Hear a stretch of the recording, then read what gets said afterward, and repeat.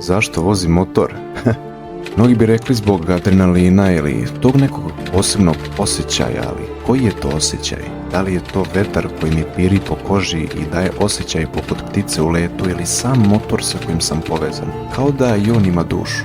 Te vožnje svaki put mi prođe kroz glavu, da li mi je ovo posljednja vožnja? Podsjeća me na to da je samo jedan život i da ga vrlo lako mogu izgubiti. Zašto onda vozim? Baš iz tog razloga.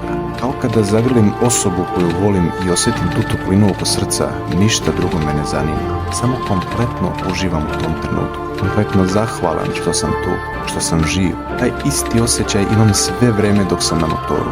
Neverovatno da jedna mašina može da ti pruži tako nešto, ali to za mene nije samo mašina. Ona je deo mene, deo mog karaktera, deo onoga posebnog što mene čini posebnim. Današnji svet je takav da je gotovo nemoguće živjeti u trenutku. Zato ja vozim, zato mi vozimo.